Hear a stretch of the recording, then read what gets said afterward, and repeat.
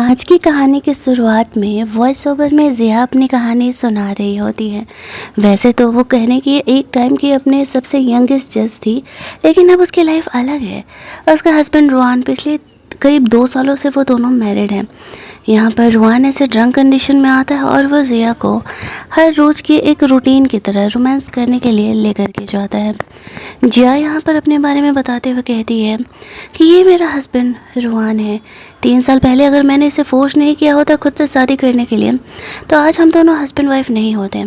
Flashback में वो याद करती है कि उसके डैड के पास रुआन हेल्प लेने के लिए आया था। बदले में उसके डैड ने ये कंडीशन रखा था कि अगर रुआन उसकी बेटी जिया से शादी करेगा तो ही वो उसका हेल्प करने वाले हैं। तो रुआन ये सुन करके शादी करने के लिए हाँ कह देता है। तब जिया काफ़ी खुश हो जाती है क्योंकि वो रुआन को पसंद करती थी, लेकिन उसे पता नहीं था कि ये उसे बैकफायर करने वाला है। पिछले 2 सालों से दोनों मैरिड हैं, लेकिन इनका 3 साल का कॉन्ट्रैक्ट है। 2 साल तो बीत चुका है, यूं ही बस 1 साल बाकी है। हर रोज़ रुआन एक परफेक्ट हस्बैंड की तरह जिया का ख्याल रखता, उसके साथ रोमांस करता, लेकिन उनके बीच प्यार नहीं था जो एक्चुअल प्यार चाहिए था, बस एक रूटीन था। जिया चाह करके भी इन चीज़ों के बारे में बोल नहीं पाती है। हर रोज़ की तरह अगली सुबह वो जगती है और एबॉर्शन पिल्स, मतलब एंटी प्रेगनेंसी पिल्स खाने लगती है। रुआन से कहता है कि कल मेरी गलती है, तुम्हें दवा खाने की ज़रूरत नहीं है। जिया कहती है कि नहीं, अब 1 साल ही बचे हैं हमारे कॉन्ट्रैक्ट को, और अगर मैं प्रेग्नेंट हो गई तो फिर हमारा कॉन्ट्रैक्ट यहाँ पे टूट जाएगा। तो फिर रुआन से कुछ नहीं बोलता है और कहता है कि ठीक है, मैं यहाँ पर तुम्हारे लिए पानी लेकर के आता हूँ। ये कह करके जैसे ही वह कमरे से बाहर जाता है, जिया को यहाँ पर उसकी मॉम का कॉल आ रहा था। वो बहुत ही ज़्यादा घबराई हुई थी और बोल रही थी, तुम्हारे डैड को पुलिस पकड़ के लेकर के जा रही है।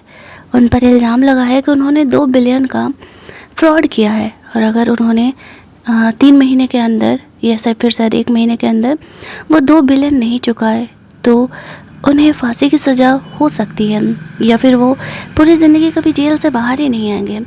जिया ये शॉकिंग न्यूज़ सुन करके शॉक हो जाती है। उसने कभी एक्सपेक्ट नहीं किया था कि इस तरीके से उसके डैड के साथ ऐसा होने वाला है। उसकी मम्मा से कह रही होती है कि तुम रुआन से मैरिड हो ना, उससे रिक्वेस्ट करो कि वो 2 बिलियन रुपीज़ हमें उधार दे दे।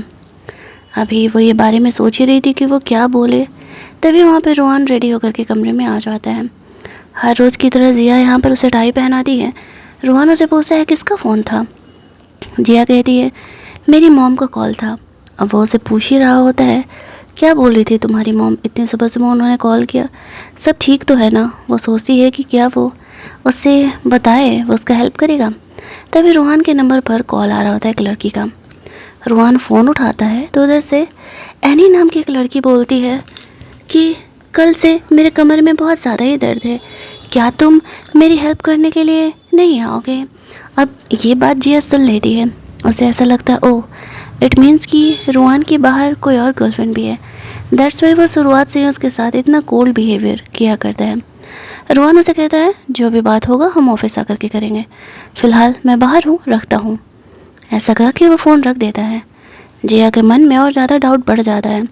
उनका जो एक कॉन्ट्रैक्ट रिलेशन था, उस वजह से वो रुआन को कुछ कह भी नहीं सकती थी कि वो उसे चीट कह रहा है या एनीथिंग एल्स।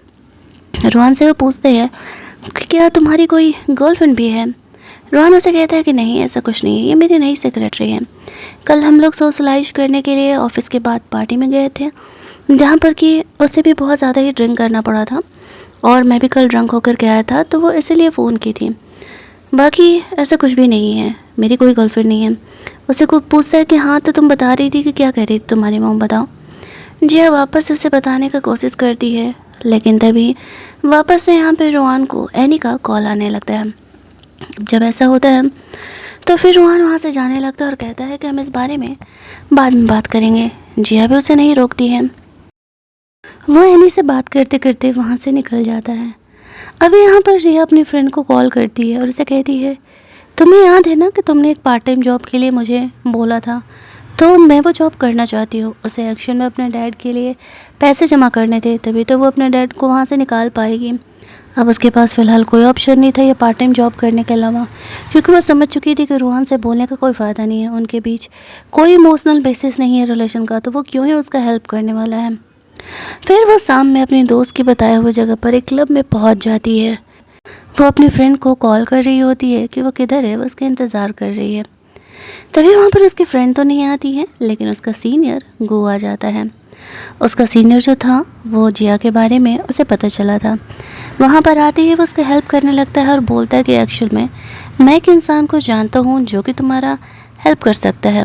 अब वो सोचती है कि चलो ठीक है भाई, अगर वो सच में किसी ऐसे इंसान को जानता है जो उसका हेल्प कर सकता है तो उस इंसान से हेल्प लेने में क्या ही प्रॉब्लम है। उसे तो बस जल्द से जल्द अपने डैड के लिए पैसे जमा करने हैं। तो फिर वो गू के साथ वहाँ जाने लगती है। तभी वहाँ पे रोहान को हम लोग देखते हैं जो कि अपने सेक्रेटरी यानी के साथ यहाँ पर आता है।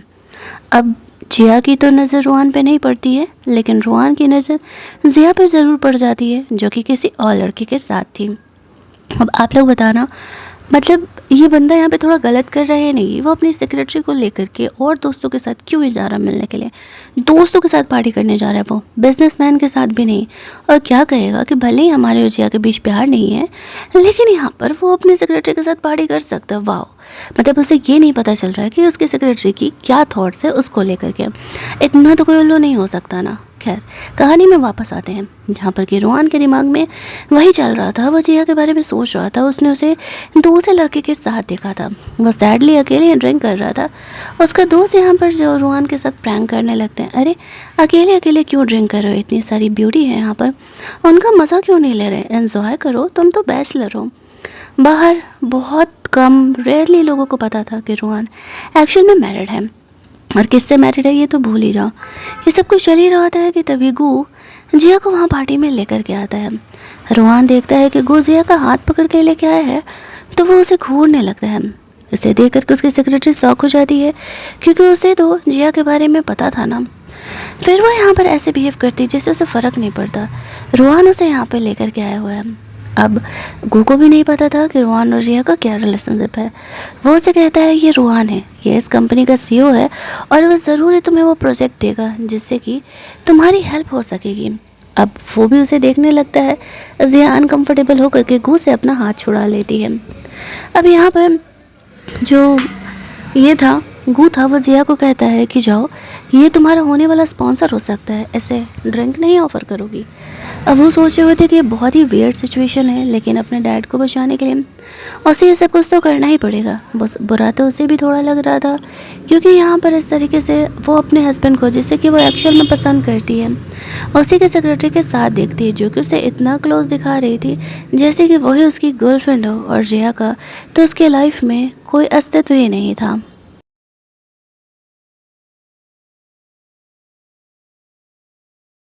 सबके कहने पर वो जा कर के रोहान को ड्रिंक ऑफ़र करने लगती है, लेकिन रोहान उसका ड्रिंक लेने से मना कर रहा था।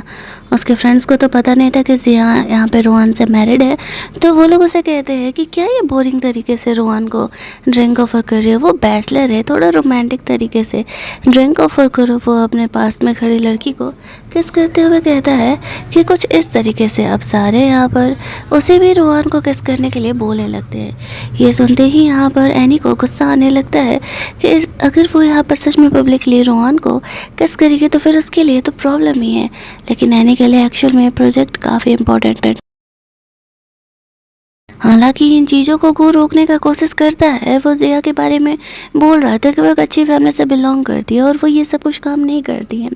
उनके दोस्तों का कहना था कि अगर जिया इतनी ही अच्छी फैमिली से बिलोंग करती है तो फिर वो यहाँ पे रोहान से कॉन्टैक्ट लेने के लिए क्लब में क्या कर रही है। एनी भी जानबूझ करके यहाँ पर जिया का इंसल्ट करती है कि रोहान यहाँ पर किसी लड़की के ऐसे आसपास पे नहीं जाने वाला, तुम लोगों को पता नहीं है, वो अपनी फर्स्ट लव का वेट कर रहा है। ये बात जिया को नहीं पता था कि एक्चुअल में रोहान किसी लड़की को पसंद करता है और वो उसके वापस आने का इंतज़ार कर रहा है। वो सोचती है इसी वजह से यहाँ पर रोहान कभी भी जिया को लेकर के इमोशनल नहीं हुआ और उनके बीच सिर्फ एक फिजिकल रिलेशनशिप ही हमेशा से रह गया।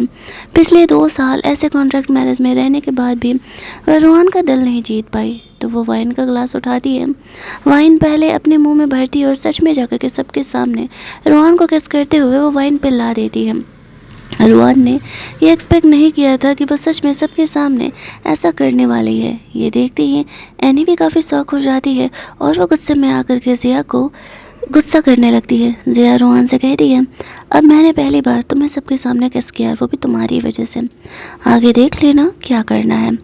एनी यहाँ पर गुस्से में जिया को थप्पड़ मार देती है और कहती है कि तुम्हारी हिम्मत कैसे हुई रोहन को किस करने का। तो बदले में जिया भी एनी को थप्पड़ मारते हुए कहती है कि तुम्हें क्यों चुल मच रही है, जब रोहन को प्रॉब्लम नहीं है, मैंने उसे किस किया, उसने एंजॉय किया, तो फिर तुम्हें क्यों प्रॉब्लम हो रही है। तुम्हारा कोई और रिलेशनशिप है क्या सेक्रेटरी के अलावा रोहन के साथ। अब एनी यहाँ पर चुप हो जाती है और रोहन कुछ नहीं बोलता है।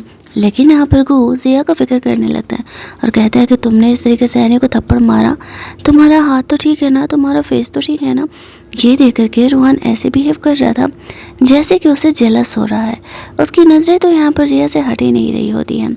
जिया के हाथ में एक्शन में पेन हो रहा था एनी को थप्पड़ मारने की वजह से। वो जिया को कहता है कि ठीक है, मैं यहाँ पर तुम्हें वो कॉन्ट्रैक्ट देने के लिए तैयार हूँ, लेकिन मेरा एक शर्त है। यहाँ पर जो दो मेरे दोस्त थे उनसे तुम ये पूल गेम में जीत करके दिखाओ, और अगर तुम जीत गई तो फिर ठीक है। फ्लैशबैक में जिया याद करती है कि जब वो कॉलेज टाइम में हुआ करती थी तो इसी तरीके से क्लब में कुछ लड़के उसे परेशान कर रहे थे और उसे ये क्लब में पूल खेलने के लिए बोल रहे थे। उस समय जिया को पूल खेलना बिल्कुल नहीं आता था। ऐसे बुरे सिचुएशन में रोहन फर्स्ट टाइम उसके लाइफ में आया था और गुंडों के सामने उसने उसका सपोर्ट किया था। उस समय रोहन को पूल खेलना आता था। जिया के साथ मिल करके उसने वो गेम खेला था और वो लोग उस गेम को जीत भी गए थे, और तभी से जिया यहाँ पे रोहन को पसंद करने लगी थी। और इसी वजह से जब उसके फादर ने शादी के लिए पूछा था तो उसने तुरंत ही हाँ कह दिया था, क्योंकि वह रोहन को पसंद करती थी। अब जिया यहाँ पर उतने सालों से पूल खेल खेल करके काफ़ी ज़्यादा एक्सपीरियंस हो चुकी थी। रोहन के इस चैलेंज को वो तुरंत ही एक्सेप्ट कर लेती है। जिया कहती है और अगर वो ये गेम हार गई तो रोहन कहता है तो फिर रूल के हिसाब से जितने भी यहाँ पर ड्रिंक्स है वो सारे यहाँ पर जिया को पीने पड़ेंगे। अब जिया के पास कोई ऑप्शन नहीं था, उसे अपने डैड को बचाने के लिए वो कॉन्ट्रैक्ट लेना ही था। और एनी को लग रहा होता है कि जिया तो वो कॉन्ट्रैक्ट हारने ही वाली थी। जिया इस तरीके से पूल खेलने जाती है। रोहन के वो जो दो दोस्त थे वो मोस्टली पूल खेला करते थे और उन्हें भी बहुत अच्छे से गेम खेलना आता था। उन्हें नहीं पता था कि जिया ने एक्शन में रोहन से ही वो पूल सीखा है। और यहाँ पर इस तरीके से वो लोग शुरुआत में तो जिया का मजाक उड़ा रहे थे, लेकिन जब जिया यहाँ पर गेम खेलना स्टार्ट करती है तो वो एक्शन में जीतने लगती है। अब यहाँ पर एनी रोहन का टेंशन अपने तरफ सीख करने के लिए जानबूझ करके उसे कभी क्लोज जाती है, उसे कभी बातें करती है, जिस वजह से जिया का माइंड उससे डाइवर्ट हो रहा होता है और वो एक दो राउंड यहाँ पर हारने लगती है। अब ये लास्ट राउंड बचा था और मतलब सेकेंड लास्ट राउंड था, और अगर यहाँ पर जिया ये दोनों ही जीत जाती तो फिर इस तरीके से वो ये पूरा गेम जीतने वाली थी। तो जो उसका फ्रेंड था वो बहुत ही बदमाश था, वो जिया से हारना नहीं चाहता था। ऐसी वजह से वो स्मोक कर रहा होता और एक सिगरेट ले करके जानबूझ करके ऐसे दिखाता है जैसे कि उसने गलती से जिया के हाथ के पास रख दिया और बेचारी का हाथ थोड़ा सा बर्न हो जाता है, जिसे देख करके रोहन को रहा नहीं जाता है और वह यहाँ पर जिया का केयर करने के लिए आ जाता है। आइस बैग ले करके जिया के हाथ पर वो आइस बैग रख देता है, लेकिन वो अपने दोस्तों के सामने बहुत ज़्यादा ही केयर जिया का नहीं दिखाता है। वापस से वो गेम स्टार्ट होता है और यहाँ पर इस तरीके से वो उसके साथ वो गेम खेल रहा होता, क्योंकि ये लास्ट राउंड था और ये राउंड जिया के लिए जीतना ज़रूरी था। वो दोनों ही यहाँ पर मिलकर के वो राउंड खेलते हैं और ऑब्वियस सी बात है कि रोहन हीरो है तो ये राउंड तो उसे जीतना ही होगा।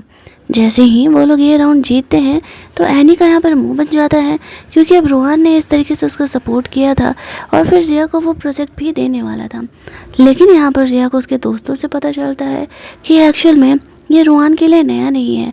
कॉलेज टाइम में उसने अपने दोस्तों से लगे बेट की वजह से इस तरीके से जिया का वहाँ पर हेल्प किया था, और जिया उतने दिनों से ये सोच रही होती है कि एक्चुअल में रोहन ने अपनी मर्ज़ी से उस सिचुएशन में आकर के उसका हेल्प किया था और उसे ऐसा लगता था कि शायद वो भी उसे पसंद करता है।